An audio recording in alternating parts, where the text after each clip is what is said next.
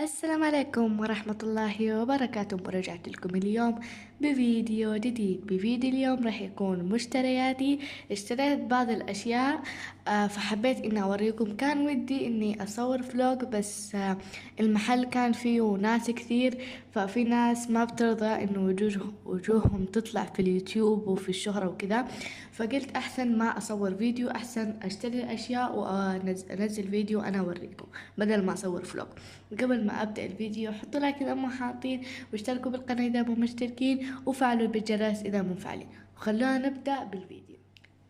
فيديو اليوم كما أخبرتكم راح يكون مشترياتي. قبل ما أبدأ بالفيديو حابة أقول شكرا على الدعم. الفترة الماضية كنتوا يعني داعميني بشكل مو طبيعي، فأتمنى أن هذا الدعم يستمر، وخلونا نوصل ل140 مشترك في أقرب وقت. نحن الحين 133، يعني بس باقي 7 أشخاص ونبقى 140. فبليز يا جماعة ساعدوني على اننا نوصل ل140 مشترك، وان شاء الله 150 و160 باذن الله. وخلونا نبدا باول شيء اشتريته. اول شيء راح اوريكم لليوم، واللي هو هذا الحذاء. خلينا نجيب الفرقة الثانية. اوكي، هذا اول شيء اشتريته. هذا الحذاء اللي بيجي باللون الابيض والفضي، بيجي كذا شوية كعب، شوية يعني مو كثير، يعني قد كذا بس. وبيجي من هنا كذا، بس هذه ما بتستخدميها بالشكل، ما بتدخلي رجلك بهذه، بتدخليها من هنا. هلا اوريكم، بتدخليها من هنا كذا، تدخلي لك، بعدين بتقفلي وبتفتحي كذا، بتدخلي رجلك بعدين بتقفليها كذا.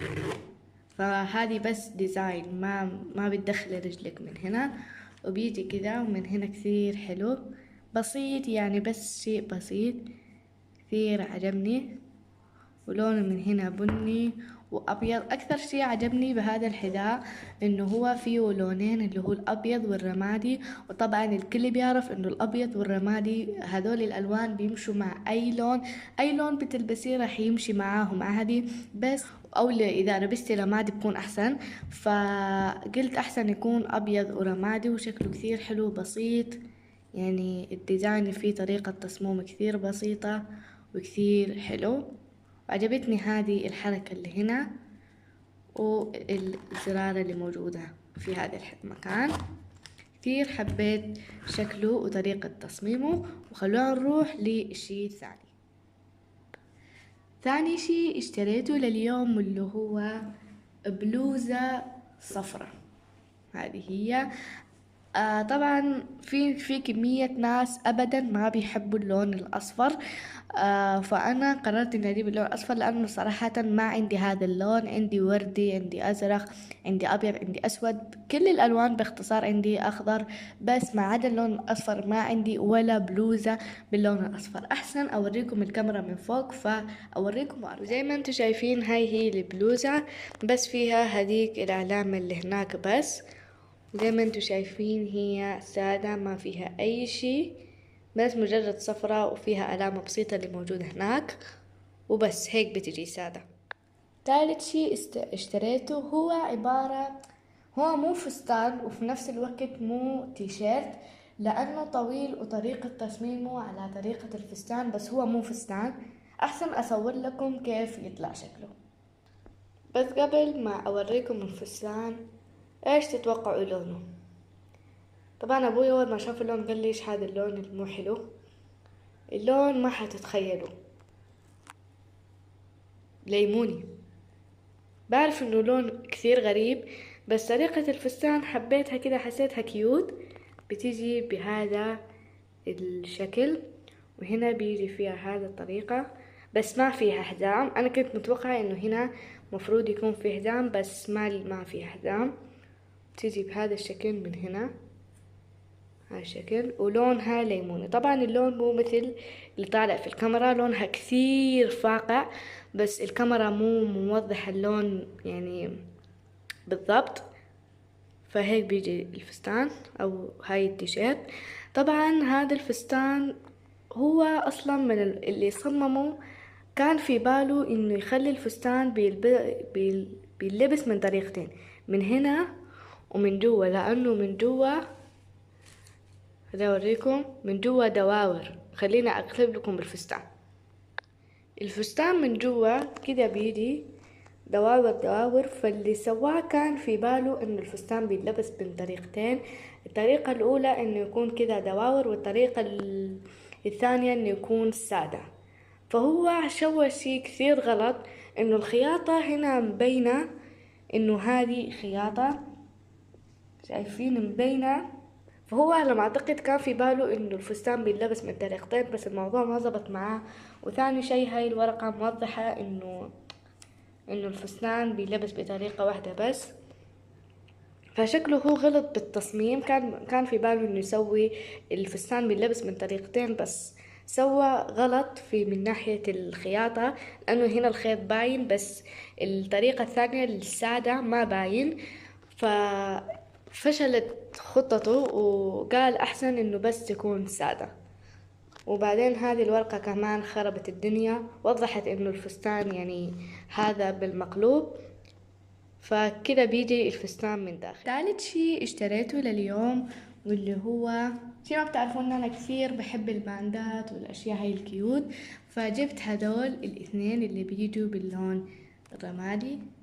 اوكي، هيك اللي بيجوا باللون الرمادي كثير حلوين، عبارة عن ورود وفيهم كمان هذه الشراشف وفيهم كمان اللمعة. اشتريت منهم اثنين. واشتريت كمان هذه التوكة اللي بتيجي على شكل قبعة، بتفتحيها كده وبتدخلي شعرك كده بتجي، شايفين بتجي على شكل قبعة. من هنا فيها فيونكة كتير حبيت شكلها. كان في نفس هذه، بس من هنا فيها خرسانات ملونة، واحدة بالأحمر. قلت أحسن أجيب الأبيض السادة، سوري. فكثير حلو، حبيت الفيونكة اللي موجودة هنا. ثالث شي اشتريته لليوم واللي هي هاي الشنطة. بعرف انها شكلها مو بناتي، بس اللي عجبني في هاي الشنطة انه هي كثير صغيرة، بس فيها اكثر من ايش يسموها هذه، في اكثر من جيب. هذا بيجي صريطها. خلوها اوريكم كم جيب فيها.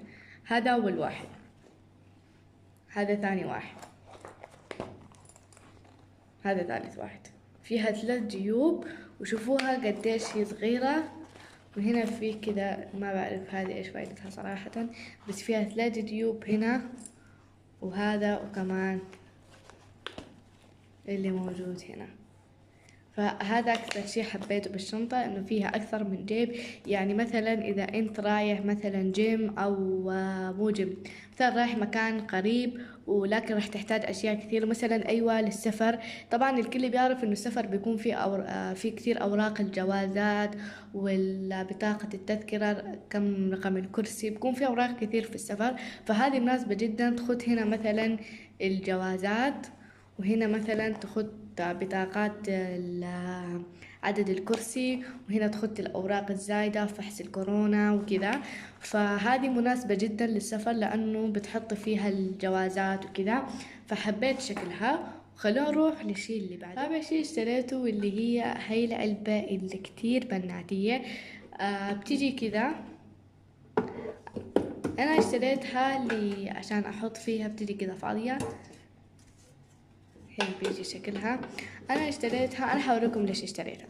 انا اشتريتها عشان احط فيها بانداتي والتوكات وهذولا، لانه انا في البداية ما كنت احطهم لا في علب ولا في شنطة، كنت بس ارتب هدومي واخلي مكان فاضي احط فيه اشيائي، فكانت تتلخبط مع الملابس. فقلت احسن اني اجيب علبة.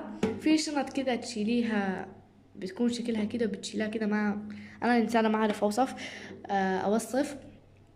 في شنط كذا تكون صغيرة بتقوم تشيليها كذا، فما حبيت الصراحة. قلت أحسن أجيب علبة.